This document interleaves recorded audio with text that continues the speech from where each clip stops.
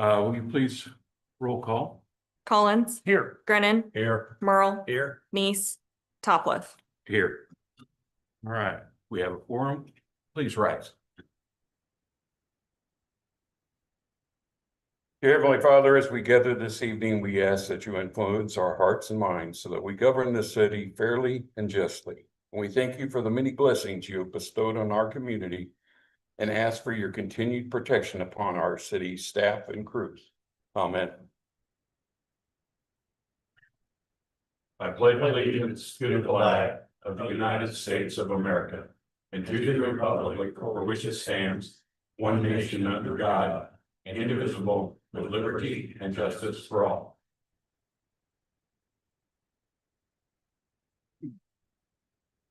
All right, first up is the consent agenda. I make a motion to approve the consent agenda. Second. Any discussion?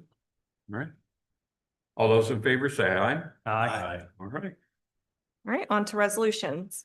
Resolution 2025-06, a resolution of the City of West Plains, Missouri, authorizing the Utilities Director to execute an agreement with Great River Associates, Inc. for engineering services related to the Aid Avenue Storage Tank Booster Pumps. Mr. Mayor, I make a motion that we approve resolution 2025-06, first reading. Second reading. It's reading. Okay. I'll second. All right, Shane. This right here is just an agreement with an engineering company for a booster station for Aid Tower. This will get us into DNR compliance on our water storage, but also give the plant kind of that break it needs throughout the day during peak times to give us more water. So this would be stage one of it. If it works correctly, we're going to move on to the other towers and kind of do the same thing. And by doing this, this actually increases the capacity of Yes. that tower, right? It Without gives us having to more build a bigger- usable capacity. Right. Right, because of the gravity feed. And it does not affect the pressures this way in the system. Okay, So makes it a lot better, all in all, and kind of cost wise is more efficient. yeah. Well, that does help the pressure on top of the hill though, right? Up there at a, Yes. no, it'll maintain the same pressure. Okay. Okay. Is there any public input on resolution 2025-06? All those in favor, say aye. Aye. Aye. All right, thank you, Shane. Resolution 2025-07, a resolution of the City of West Plains, Missouri, authorizing the city administrator to execute the necessary documents for the purchase of real estate at 117 West Broadway from Terry, Teresa, and Seth Johnson for $200,000. Mr. Mayor, I make a motion that we approve resolution 2025-7. I'll second. I believe this needs to be amended. Because shouldn't it be, I'm supposed to sign this, not the administrator? You can. Okay,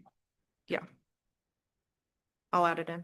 okay, so we'll make, since the city administrator's on vacation and we need to move forward on this, I'd like to amend it that it allows the mayor to sign the documentation. I'll second that amendment. Okay.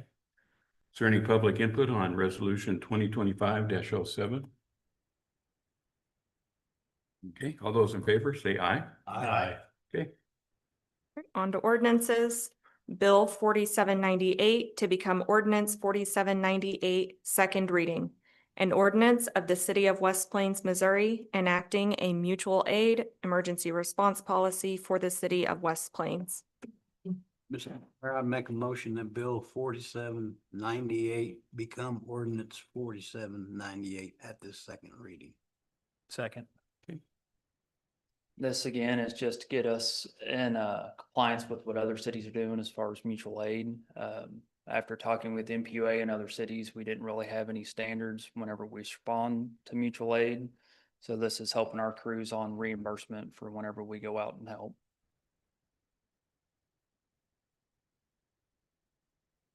thank you, Shane. Any public input on bill 4798 to become ordinance 4798? Okay. Kelly? Collins, Yes. Grennan, Yes. Merle, Yes. Nice, Topliff. Yes.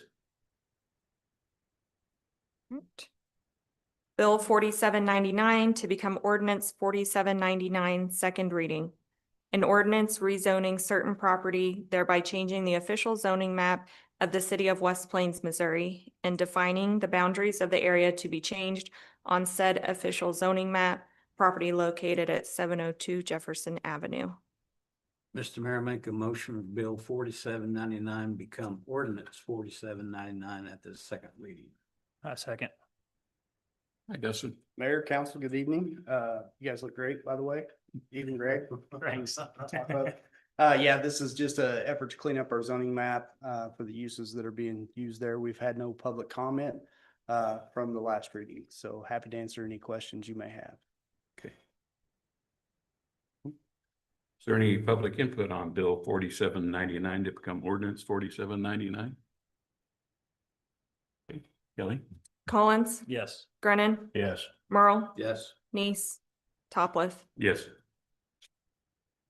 All right, on to council action. We've got Ballfield flood recovery. Todd? Oh, Mike. This can't be good when Mike shows up. Yeah. How are you guys? So I'm here because of the flood that happened in April. We had to go after some advertised bids. We started out with fence repair, and Wiley Fence was the only one that bid that. This was also to, this will fix Lofton, Carmichael, Evans, and Hilburn fences. That bid came in at $31,734. At the same time, we advertised for bids for ball fields for our infield soil that washed away, and low bidder was Turfmark out of Osage Beach for a total of $133,500. That's for all 6 fields at Evans and Hilburn complexes. This includes like field prep work, laser grading, and importing about 750 tons of engineered soil. And then in total, putting back the fields back to the way that they were prior to the flood is about $165,234. We still feel like if we can get this going, that we could have a delayed 2025 baseball season. Another option for council to consider is artificial turf. For the 4 Hilburn infields. This would be costly, estimated at about $150,000 per field, but the benefit is reduced maintenance, time and cost up to about $30,000 a year. Better drainage, reduced rainouts, improved playability, and the main thing is it's insurable, where the dirt's not. Per Arlene, she said she thinks that we've got it available in our CIP to cover the $165,234 cost. But if we wanted to go with the turf route, she feels confident that we also have the money to cover the cost of turfing 2 fields this year and 2 fields next year. And Arlene can elaborate on that if you'd like. So our recommendation based on that is to accept the Wiley's fence bid. And then just because of the insurance, we think it's a better route for us to go after the turfing, if you guys see fit. And then we could still have a season. However, we would have to spend what we had budgeted this year for like field, like to put some dirt on the field just to make them playable. But any rain out or anything like that, we would not be able to play because the drainage wouldn't be right. So we could still get some sort of a season in, but we couldn't like, again, any kind of weather at all, we wouldn't be able to have it. But we could do that and get turf. So any questions? I've Yes, got sir. a couple. Yeah. Do we know what those fields would cost to insure? So Per fields? I do not know that. I'll have to look. I would have to get with Myrma to check with that. Okay. They have confirmed it's insurable, we just don't know. I was gonna compare that to the maintenance amount of the Yeah, Yes. yeah, good point. One other question, has anybody reached out to like the rural schools or any churches or anything, just in case? Yes, that was the very first thing we did. So back when we had the flood in 17, that was the first thing we went to. And several of the schools were available at that time. Richards is not available for us to be able to use, that based off their policy. Then we were reached out by, Glenwood said that they would allow us, but realistically, their fields, need a lot of work as well for us to be able to get on there and play. And those were the only real fields that we had that was able to be used. Everybody else was either remodeling theirs or not available.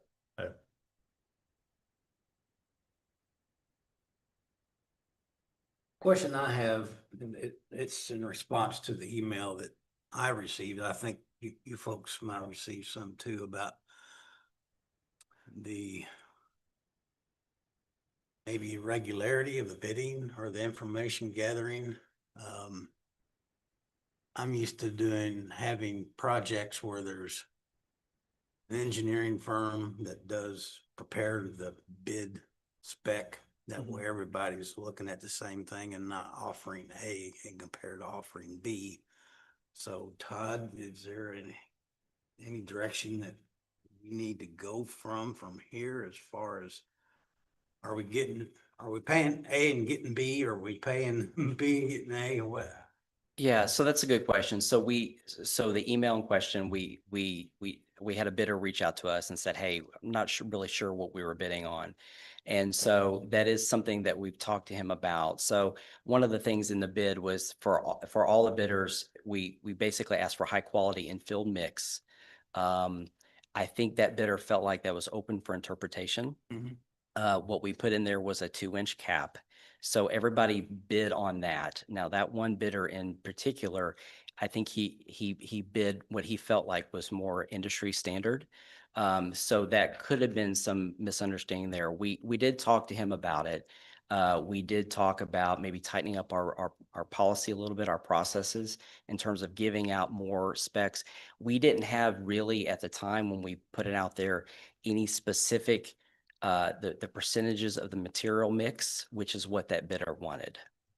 So basically what we would like to do, Johnny, is we would like to accept the bid from Wiley to repair the fence. We would also like to go back, and on the second bid for the field repair, we would like to go back to the 3 bidders and ask them to requote that for just the 2 Evans fields. And then also advertise for bids for artificial turf for the 4 Hillburn fields. So what we're considering tonight is just the fence repair? Just, we would like to accept the bid for the fence repair and also go back to the 3 bidders to bid on the 2 fields for Evans, and then get some quotes for, or advertise for bids for turf for Hillburn. Okay, so we're just looking for bids on the fence tonight. Yeah, we would just be Voting on that. voting on just the fence repair, and then we would go back with the bidder for all 3 bidders to give us quotes, revised quotes for the 2 Evans fields. And we also think that might clear up any confusion about what exactly that they were bidding on. Okay, that makes sense, yeah. 4 fields for dirt. Mhm. So we'll have some future action we need to take on this, Yes, what it comes down to. right, We right. do have a work session coming up that we could. Correct. Yeah, look and at. and obviously this feels somewhat rushed, but we're making every effort to try to have a 25 baseball Yeah, stadium.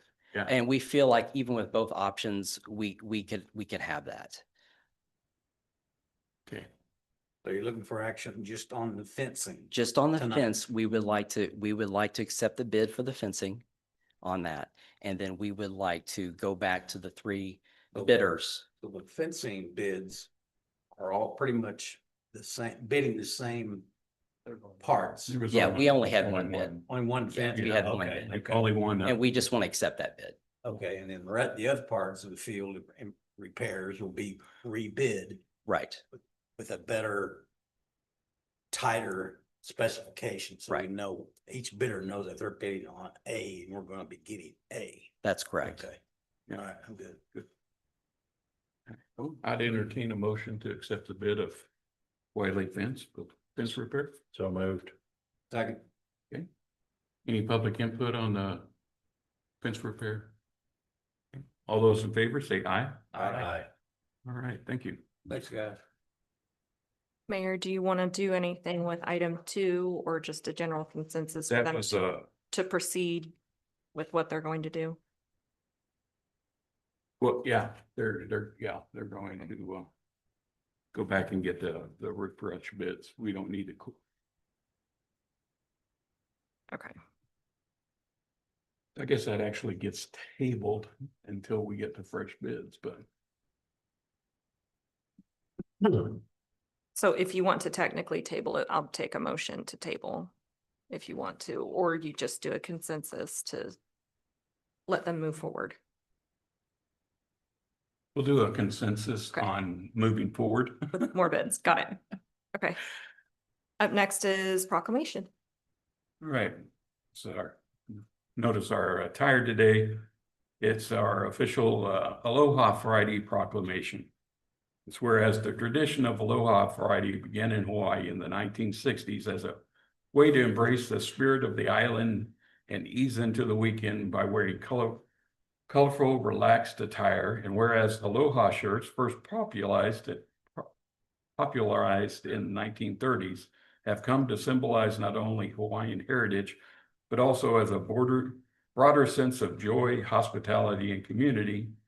And whereas this tradition has since spread beyond the islands, inspiring workplaces across the United States to adopt a more relaxed and festive atmosphere on Fridays. And whereas the residents of the West Plains, Missouri can partake in this tradition by donning Aloha shirts and embracing the spirit of camaraderie and relaxation as they conclude their work week. And whereas, as a U.S. Navy veteran and former resident of Hawaii, I recognize the value of this tradition in proclaiming unity and well-being within our community. Now, therefore, as I, Michael Topliff, Mayor of West Plains, Missouri, do here proclaim every Friday from Memorial Day through Labor Day as Aloha Fridays. So we'll do a photo afterwards, so. Can we wear these shirts during the week too? Yes. Okay, good. So I'm relaxed during the week as well. I don't know why, but I bought another one already, so. One more and I hit 40. But I've lost some weight. Some of them are getting baggy. All right. All right, up next are citizen comments. Each citizen will have 5 minutes. When you come to the podium, please speak into the microphone and state your name and home address or place of business. Up first is Linda France. Hello again, Hi. Council. I'm Linda France. Do this right the first time. Linda France, 27 Court Square, West Plains, Missouri. You can go ahead, Linda. Okay. When I spoke at the last city council meeting, I expected that as a formality, I would get 5 minutes to address the high utility bills that many West Plains residents were facing and to ask for the council's help in getting to the root of the problem.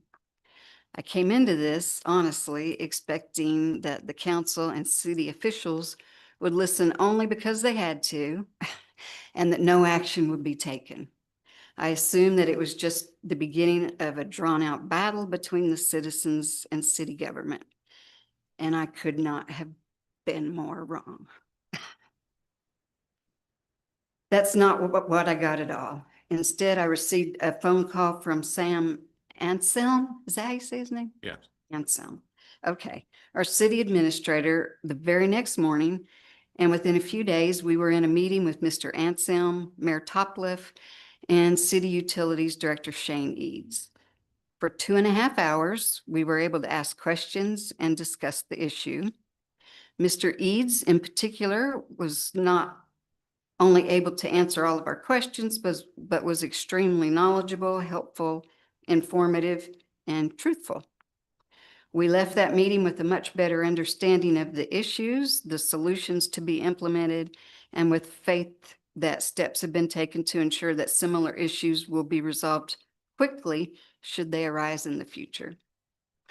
I know there are still some issues regarding high water bills, but I personally have complete trust that our city utilities department is in good and capable hands with Shane Eads. I'm confident that if anyone is experiencing this issue, will contact Mr. Eads. He will sit down with you and get to the bottom of it. Where's he at? Right? I'd like to thank our mayor, our council members, and our city officials for making this a much less difficult process than I thought it was going to be. I know you all want what's best for our town and for the people in it, and I, for one, appreciate your efforts.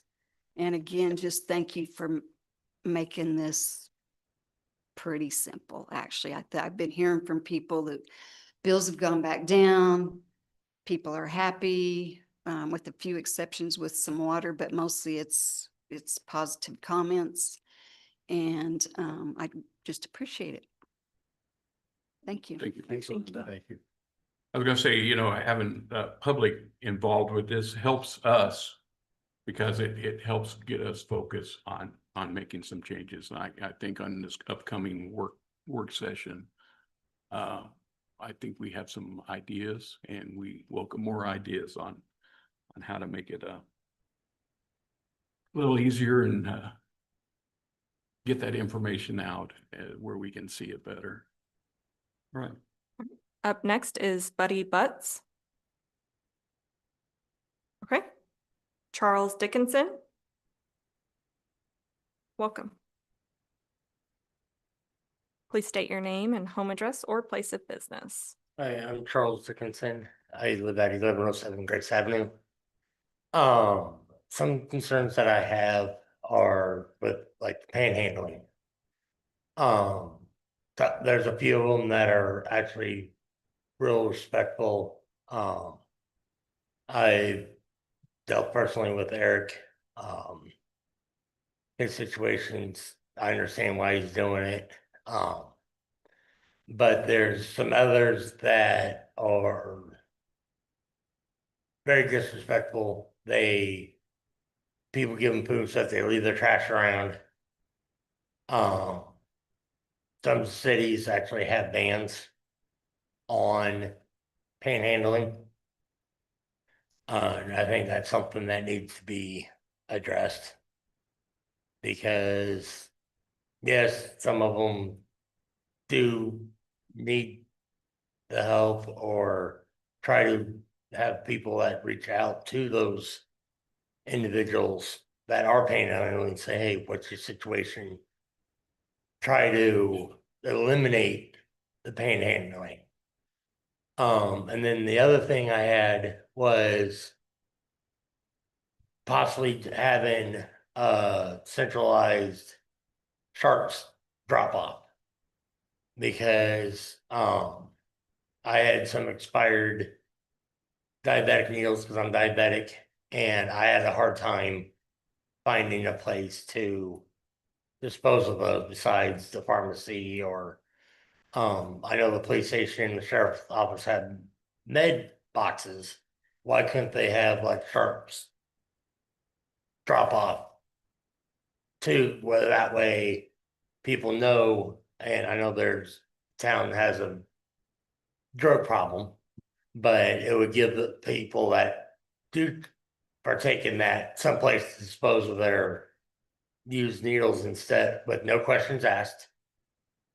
So instead of leaving them laying around for kids or people to pick up, and then we have a bigger problem on our hands.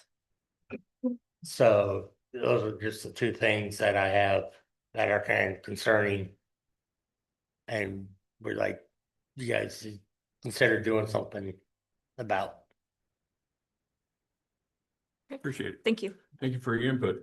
While you're talking about the sharps thing, I noticed the chief back there, right, making some notes, so You'd think the pharmacies would take it back. Yeah, that was one of the ones. Yeah, that was disposal. All right. Up next is David Neal. David, please state your name and home address or place of business. My name is David Neal. I live at 2400 McFarland Drive here in town. So the last time I spoke here, there didn't seem to be much discussion between council members and the speaker. And so the first thing I wanted to mention is that it be required that whenever someone is speaking, regardless of whatever the topic is that the speaker is bringing up, there be open dialogue between the speaker and the council. That way, people who are watching, you know, but unfortunately can't be here for whatever reason, they're aware of what's going on, as well as aware of what the council thinks about whatever topic the person is bringing up. So that, like I said, there should be open dialogue between the speaker and the council members. Does that make sense? So that they can be informed for the people, like I said, that can't be here, but that will watch this on the community page.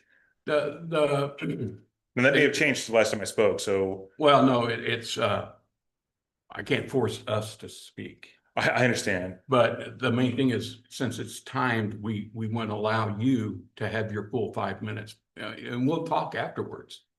I mean, we did the last time also for a little bit, but I don't want to take your time by talking myself. No, I understand. That makes sense. And I appreciate that. Yeah. So I wanted to bring that up because it seems like important effort for people that can't be here that may want to watch.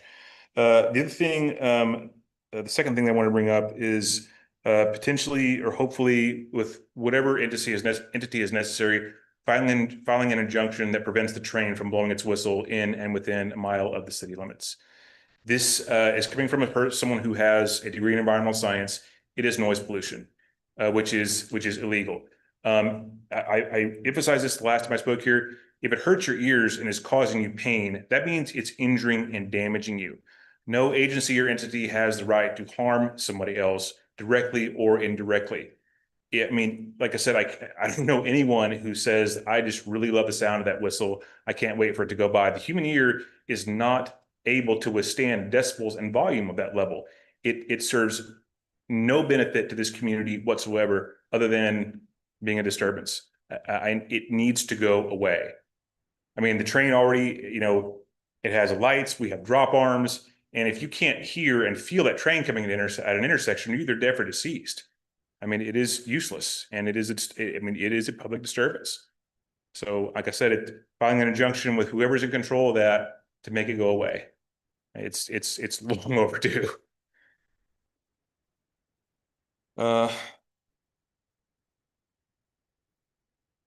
This is more of a question, but why is it that the city animal control does not do anything about stray cats? Now, this is coming from an animal lover. However, stray cats and feral cats do an extreme amount of damage to a community wherever they are. Is there a particular reason why animal control does not do anything about stray cats? I think that has something to do with there's some Missouri statutes about regulating because they're non-domesticated. It's one of those weird things in the state. Yeah. I don't know. We would have to do the research on if there's any standing ordinances that we could look at. Well, last time I brought this up, one of the members here, I'm not sure it was somebody here, maybe someone that's no longer here, talked with me for a while about it. And I really appreciate that. The conversation, the dialogue was very good, but it's just, the answer is, like I said, is to me is just, with respect, of course, is just not acceptable. I mean, like I said, these animals do a lot of damage to a community that they're just, and it's very sad and it's very unfortunate, of course, you know, that they're in such horrible condition, but I mean, I think that something proactive could really be done. So I'll leave it at that. Something else I brought up last time, I have not received really any feedback on, is requiring West Plains Police Department zero tolerance for people to issue citations for people or gas station owners that allow smoking at gas pumps. I mean, I've heard somebody say before, this is a civil matter. It's absolutely not a civil matter. And endangering people to the point of injury or what will be inevitably death if a spark, you know, hits gasoline at a gas pump. I mean, this is just a disaster waiting to happen. You know, why has nothing proactive been done about this? I don't understand. Something aggressive needs to be taken care of to be taken care of this, because it's like, I said, just, I mean, there's just enough said. This is a disaster waiting to happen. I mean, but I see it, like I said, all the time. People that just, I don't know if they just need a basic science lesson or don't understand that, you know, gas is flammable and it will cause an explosion if, you know, if it hits gas that's being pumped. I mean, it's, there's no two ways about it. And it's just not a laughing matter, and it's long over to be taken care of. I don't know if it could be, you know, warning all the people in town that own gas stations, or as well as the, you know, whoever does it, be putting up more signs or posting some kind of deal, zero tolerance, because I mean, this is one of those times where we need to be proactive instead of reactive, because, you know, being reactive means it's going to be too late.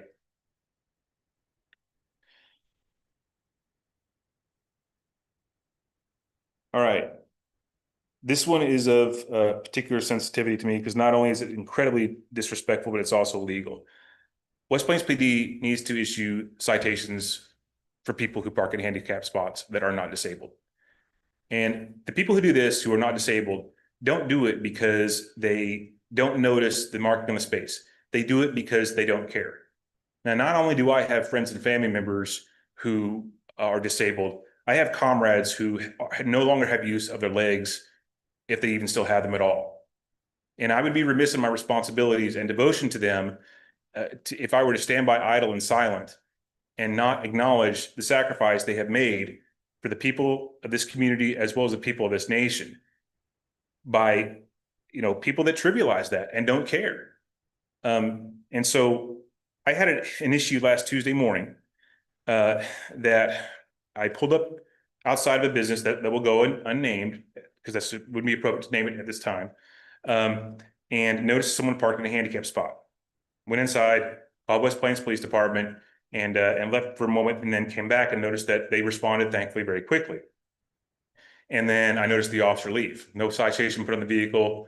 Like I said, no handicap marking on the vehicle. I made sure of that before I called. And so I called this officer and I said, you know, what's going on? I noticed no citation in the vehicle. And he said, well, I made contact with the driver and told him to, you know, not to do it again. Well, unbeknownst to me, until about a half an hour later, that individual was in the business where I was, and I had seen him the entire time. The officer didn't come inside, and this gentleman did not answer his phone. So the officer, in fact, did not make contact with him. So I called back and I said, you know, what's the deal? And he said, well, I sent a text. I'm like, that's not making contact. So, you know, I'm not going to name the officer here, but we can't have police officers. And I want to make sure that everyone here understands, as well as West Plains Police Department, I don't blame anyone other than this particular officer for his conduct, not the West Plains Police, who I have a great deal of respect for. But we can't have officers that not only refuse to do their jobs, but also lie about it. And so I will expect that to be taken care of, because he shouldn't be working for the city in that capacity.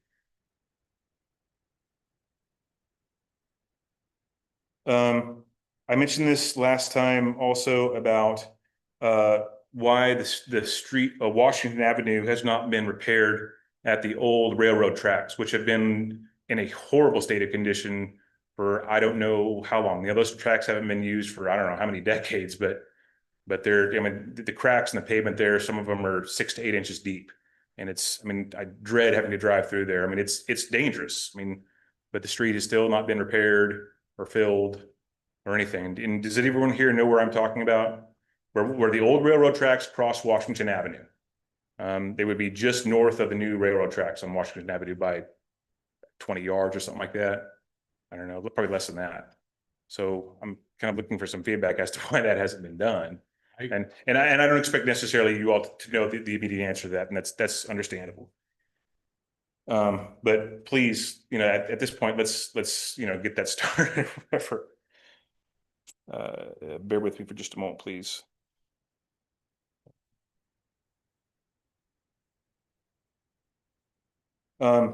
Requiring business owners within the city limits, this is related to what I just brought up as well, that have, you know, their businesses that depend on the public for use, but yet their parking lots or thoroughfares that people drive on are in horrible condition that need to be repaired. Burger King is a prime example. Jimmy's restaurant is a prime example also. I mean, you know, I cannot drive through, I won't risk driving through these restaurant parking lots because they are so in such a state of disrepair. I mean, they're dangerous. And I understand, of course, that this is private property, but to the same time, you can't create a public hazard at the same, as well. I mean, does that make sense? Understand? And so I don't know if it's possible to reach out to these business owners and say, hey, I know this is private property, but you still have to, maintain it at a reasonable level of safety for people. I mentioned this last time also about raising the fine for littering to a minimum of $100. I haven't heard any feedback on that, but I mean, unless somebody can explain to me, if there's some kind of benefit or whatever to littering, cigarette butts, what have you, the less tolerance we have for this, I think the better it will be for the city, not and for the sake of pollution and everything else. That's public health. But I see, cigarette butts. It's obviously I realize you can't eliminate it altogether, but we need to get more stricter enforcement about stuff like this. Because it's just, like I said, there's just no benefit to it. There's no sense in it whatsoever. And the last thing that I wanted to bring up is that last week, I went to the police department to request some public records for my own personal use as far as doing some research. And I was told by the city official that you have to pay an hourly fee for research to be done. That's not acceptable. Public access means free access to public information. So you can't apply a duty or a tax or a fee to records that someone has legally free access to. The city officials are already provided with a taxpayer-funded salary for those who have access to this information. So they can't charge a fee for these records or the effort made to disclose or provide them to the public. Like I said, it's free access, it's public information. So I don't know how this came about, but that's not legal. That's a actual Missouri statute for the Sunshine Law, where there's a set like 10 cents per copy, and also to compensate having to take someone off their normal duties to go in there. There's an actual Missouri statute on that. Well, I'm not saying you're wrong, of course, that I don't believe you, but that would defeat the purpose of it being free public information. Now, I can understand, like, if you wanted to go in and request records that are require pieces of paper that are copies that you would have to pay for. That's totally understandable. But I think that I was told something about over $20 an hour. But unless you want to provide the public with some kind of code or access to the city's database, I don't think you can charge for that. Like I said, that defeats the purpose of it being free public access information. Does that make sense? This is the first time I've ever heard of this. Like I said, I'm not saying I don't believe you or that you're incorrect. Well, you made a Sunshine Law request, and that's where it fell into when you start getting into certain records. I don't know what you requested. And so I can't honestly go, yeah, we shouldn't have charged, or we should have charged for that. Right.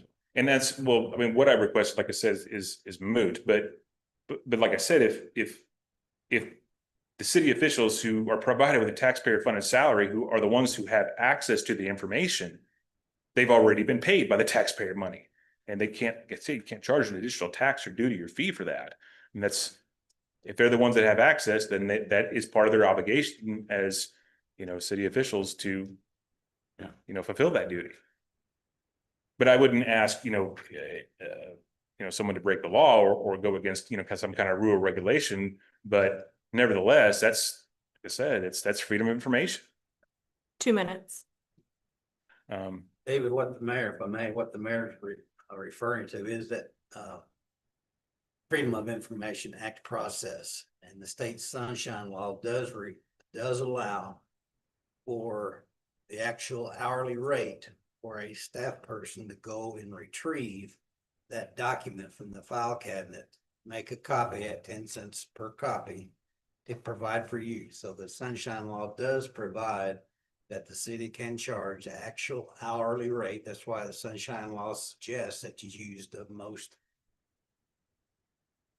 liberal smallest hourly rated person to pay that salaries person. You don't pay a high supervisor to go get a file cabinet and pull out a document to make a copy of it. But sunshine law, according to the mayor, he is right. The law does allow for a minimum hourly rate to be charged to the person asking for that information. I think a change like this would kind of be a step above us. This would be an actual state change that needs to be made because Okay. of that. Several of your topics you brought up, I think need to be passed on to the police advisory board. Chief, do you agree? And have there's a citizens board over at the police department now that can look into some of these and give us back some recommendations. Sure. And the day you were recording there at Washington Avenue, I was sitting there in the line with letting that train go through too. I saw you were recording it. Can't be confused with somebody else. Really? Yeah, I'm not main Okay. recording. But nevertheless, I mean, it's kind of obvious for that to go back to what you're, if you're referring to the train tracks there, yeah, the street is in really bad shape there. But I appreciate the info though about this sunshine law. I was not aware of that, but it's almost seems to be, like I said, to be butting heads with this, what's known as public information as far as having free access to it. So, but if that's not something that you all handle, I understand I don't know if that's a legislature issue or whatever, but I'd be happy to take that up because I do believe, I mean, with respect to being able to have to pay for, paper and whatnot, which is totally understandable. I support that. Yeah. It should still be free access. But anyway, unless you all have any more questions for me, I thank you for your time. I really appreciate it. I'll pass Washington Avenue on to the streets department, have them take a look. Right. And if if any of you have questions or comments, concerns you'd like to address to me or to follow up after the stuff I brought up, please feel free to give me a call at any time. I put my phone number, on my application and whatnot. Thank you. Thank you.